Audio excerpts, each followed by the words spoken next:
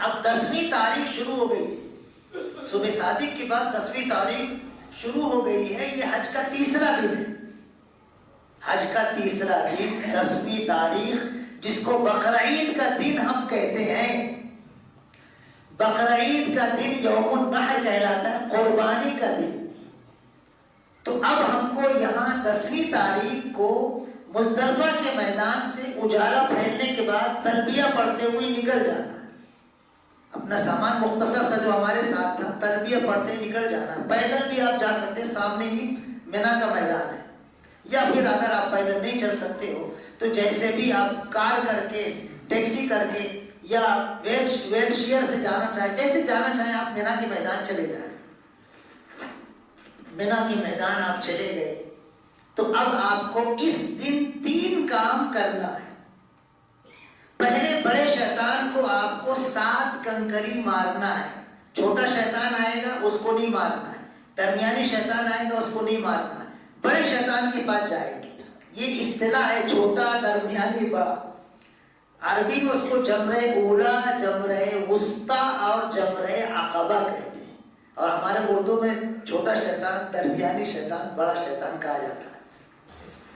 تو ہم کنکریاں لے کر اگر تھک گئے ہیں تو اپنے خیمے میں آ کر تھوڑا آرام کر لیں، تھوڑا آرام کر لیں، اور کنکری مارنے کی جگہ اگر بھیڑ بھاڑ ہے تو مت ماریں، سیف رہیں، الگ ہٹ جائیں۔ جب بھیڑ بھاڑ کم ہو تب آپ جائیں، دن بھر آپ کے پاس وقت ہے، دن بھر آپ کے پاس وقت ہے، رات میں صبح صادق تک آپ کے پاس وقت ہے، کبھی بھی آرام سے جائیں، بھیڑ بھاڑ میں گھسنے کی ہمت نہ کریں، سیف رہیں، محفوظ رہیں۔ آپ جب دیکھیں کہ بھیڑ بھاڑ کم ہے، نہیں ہے، تو آپ 7 کنکری آپ کو مارنی، 1-2 کنکری اور ایکسٹرا آپ لے لیں۔ بڑے شیطان کے پاس جا کر بسم اللہ اللہ اکبر کہہ کے جب آپ مارنا شروع کریں گے تو حج کا تلبیہ بند ہو جائے گا۔ جو ہم نے بلڈنگ پر حج کا احرام باندھا تھا اور تلبیہ پڑھنا شروع کیا تھا تو اب تک وہ تلبیہ جاری رہے گا، لیکن جیسے ہی ہم بڑے شیطان کو 10ویں تاریخ کو کنکری مارنا شروع کریں گے تو اب حج کا تلبیہ بند۔ عمرے میں حج کا تلبیہ کب بند ہوتا ہے؟ جب طواف شروع کرتے ہیں عمرے کا، تب بند ہو جاتا ہے۔ حج کا تلبیہ کب بند ہوگا؟ 10ویں تاریخ کو جب آپ بڑے شیطان کو کنکری مارنا شروع کریں گے تو اب لبیک نہیں پڑے گا۔ آپ نے 7 کنکری بسم اللہ اللہ اکبر 1، بسم اللہ اللہ اکبر 2، بسم اللہ اللہ اکبر 3، بسم اللہ اللہ اکبر 4، ایسے ایک 7 کنکری ماریں گے۔ اگر آپ آئیڈیا کر کے 7 کو پوٹلی بنا کر مار دیے تو وہ ایک ہی مانی جائے گی، 7 نہیں مانی جائے۔ ایسے کچھ مائنڈیڈ لوگ کرتے ہیں تو وہ 7 الگ الگ مارنا۔ ہاں پہلے اب چھوٹے شیطان کو چھوڑ دینا، درمیان کو چھوڑ دینا، بڑے شیطان کے پاس جا کر 7 کنکری ماریں گی۔ یہ آپ کا پہلا کام۔ احرام آپ کا باقی ہے، تلبیہ بند ہو گیا ہے، اس کے بعد آپ آ کر قربانی کریں گے، دوسرا کام۔ یہ حج کی قربانی ہے، بقرعید والی نہیں ہے۔ بقرعید والی گھر والوں کو بول دیں گے، وہ آپ کی طرف سے کر دیں گے تو آسان ہے، اور اگر وہاں الگ سے آپ بقرعید والی بھی کرنا چاہتے ہیں تو 2 قربانی کرنی پڑے گی، 2 آپ کی طرف سے، 2 حجر کی طرف سے، اور گھر والوں کو بول دیں گے تو اچھا رہے گا۔ حج والی قربانی ایک آپ کر لیجیے، ایک حجر کر لے گی، 2 قربانی رہے گی بس۔ یہ دوسرا کام ہے۔ حج کمیٹی والے پیسہ لے کر اپنی طرف سے آپ کو بوجھ ہلکا کرنے کے لیے قربانی کرتے ہیں۔ اگر آپ نے وہاں پیسہ دے دیا ہے تو بالکل پرسکون رہیے، وہ قربانی آپ کی ہو جائے گی، وہ قربانی آپ کی ہو جائے گی۔ وہاں پر کاؤنٹر ہوتے ہیں، مکے میں بھی، مینا میں بھی، حکومت کی طرف سے، وہاں کچھ پیسے، کچھ ریال لے کر وہ بھی آپ کے نام سے پرچی آپ کو دے دیتے ہیں، وہ بھی ذمہ داری کے ساتھ قربانی کرتے ہیں، وہ بھی بالکل یقینی طور پر قربانی ہو جائے گی۔ لیکن اگر آپ اپنے ہاتھی سے قربانی کرنا چاہتے ہیں تو آپ کو بہت زیادہ پاپڑ بیلنا پڑے گا، بہت زیادہ آپ کو مشقت برداشت کرنی پڑے گی۔ باہر قربانی یہ دوسرا کام۔ تیسرا کام ہے اپنا بال بنا کر حلال ہونا۔ ہم عمرہ کیے تھے، بال بنا لیے تھے، تھوڑے بال ہو گئے ہوں گے تو اس پر بھی استورا پھرانا چاہیے، کٹنگ نہیں کر سکتے، اتنے بال پہ کیا کٹنگ کریں گے؟ وہ حلق ہی کرانا پڑے گا. تو آپ حلق کریں گے تو آپ کو زیادہ ثواب ملے گا. حلق کا مطلب پورا سر مونڈنا. حضور اکرم صلی اللہ علیہ وسلم 3 مرتبہ سر مونڈنے والے حاجیوں کے لیے دعا کی, اے اللہ سر مونڈنے والوں پر رحم فرما. تو جو صحابہ رضی اللہ عنہ مونڈے نہیں تھے, کٹنگ کیے تھے, انہوں نے کہا اللہ کے رسول کٹنگ کرنے والوں کو بھی دعا دیجئے نا. تو آپ نے کہا اے اللہ رحم فرما مونڈنے والے حاجیوں کو. پھر صحابہ کرام رضی اللہ تعالیٰ عنہ نے کہا اے اللہ کے رسول جو کٹنگ کی ہے ان کو بھی دعا دو نا. تو آپ نے کہا اے اللہ رحم فرما سر مونڈنے والے حاجیوں پر. چوتھی مرتبہ پھر انہوں نے کہا اے اللہ کے رسول کٹنگ کرنے والوں کو بھی دعا دیجیے نا. تو چوتھے مرتبہ آپ نے دعا دی اے اللہ کٹنگ کرنے والے حاجیوں پر بھی رحم فرما. تو ٹکلا بنانے والوں سر کو مونڈنے, سر کے بال مونڈنے والوں کو 3 مرتبہ حضور اکرم صلی اللہ علیہ وسلم نے دعا دی ہے. لیکن یہ مردوں کے لیے, ہاں ایک خاتون کہنے لگی میں تو سر کے بال ہی مونڈاؤں گی. ارے خالہ یہ مردوں کے لیے کچھ نہیں 3 مرتبہ حضور نے دعا دی ہے, میں تینوں دعا لوں گی. میرے کو سر کا بال مونڈنا ہے, کٹنگ وٹنگ کروں گا نہیں میں. ارے خالہ تم مان ہی نہیں رہی تھی. ان کو پھر سمجھایا گیا کہ حضور اکرم صلی اللہ علیہ وسلم نے دوسری حدیث میں منع کیا عورتوں کو سر کے بال مونڈنے سے, منع کیا باقاعدہ.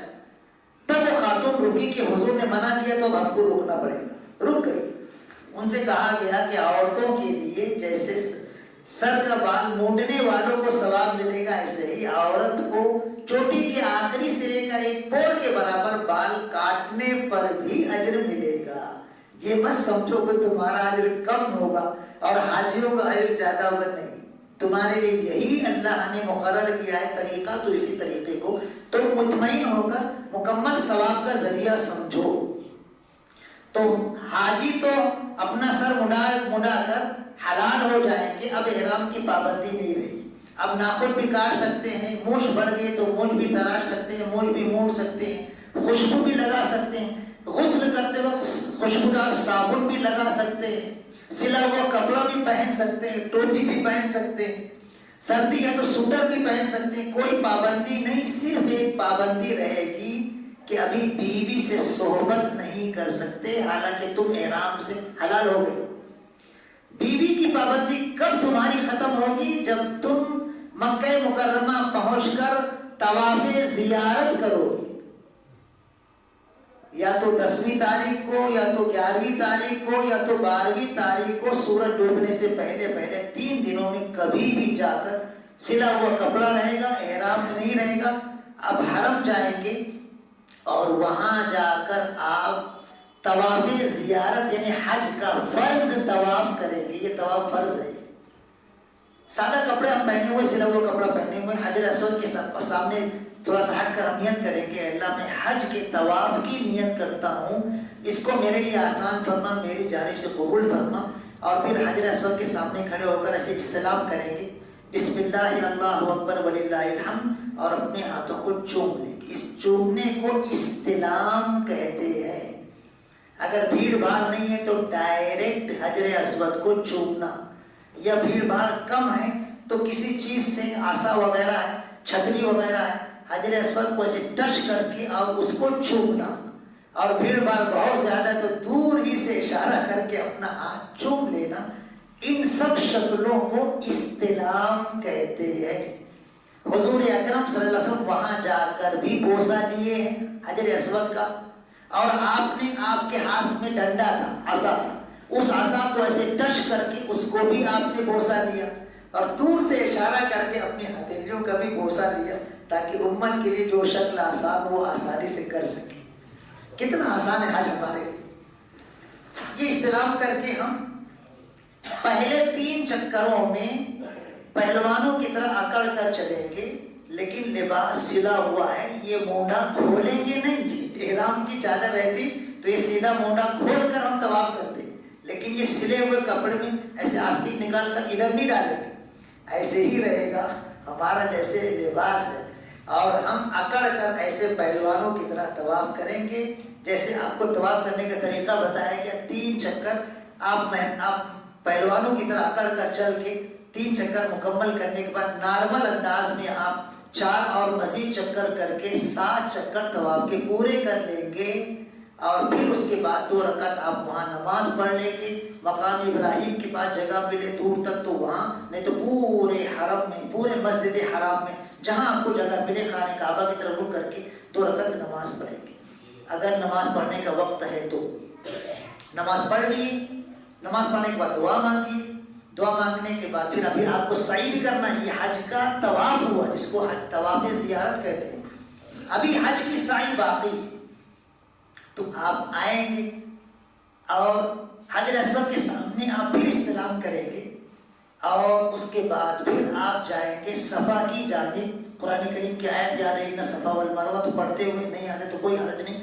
آپ صفا پہاڑی پر جا کر خانہ کعبہ وہاں سے نظر آتا ہے، خانہ کعبہ کی طرف رخ کر کے آپ نیت کریں گے، اے اللہ میں حج کی سعی کی نیت کرتا ہوں، اس کو میرے لیے آسان فرما، میری جانب سے قبول فرما۔ اور آپ وہاں دعا مانگ کے صفا سے نکلیں گے، کچھ دور چلیں گے تو ہرا لائٹ ایسے دیوار پر بھی اور پشت یہ چھت پر بھی ایسے نظر آئے گا۔ یہ ایک جانب ہے اور آگے بھی ایک جگہ، تو ہر طرف ایسے ہرا لائٹ آپ کو نظر آئے گا، دیوار پر بھی، چھت پر بھی اور ادھر والے دیوار پر بھی۔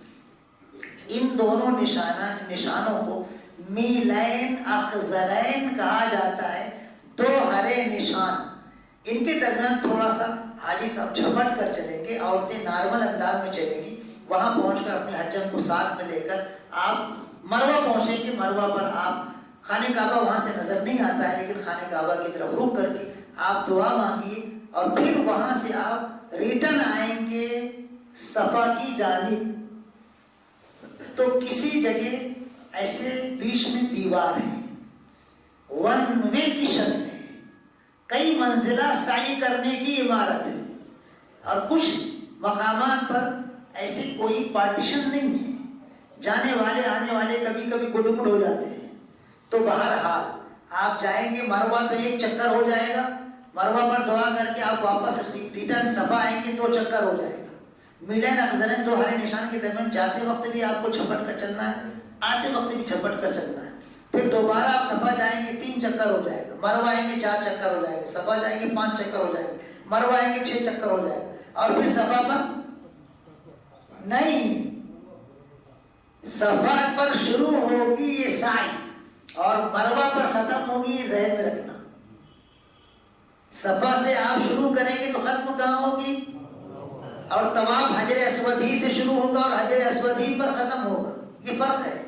تو صفا سے شروع کیے، مروہ پر 1، مروہ سے صفا آئے 2، صفا سے مروہ گئے 3، مروہ سے صفا آئے 4، صفا سے مروہ گئے 5، مروہ سے صفا آئے 6، اور صفا سے مروہ گئے تو 7 ہو گئے۔ یہ 7 چکر آپ کو سعی کرنا، وہ بھی ابھی آپ کو طریقہ بتا دیا گیا، اور نماز ظہر کے بعد انشاءاللہ پریکٹیکل آپ کو بتایا جائے گا۔ یہ حج کی سعی ہو گئی۔ اب اس کے بعد آپ کو پھر آنا ہے اپنے خیمے میں مینا۔ 10ویں تاریخ کو اگر آپ نے یہ سب کام کر لیا ہے تو سمجھو بہت بڑا آپ نے کام کر لیا۔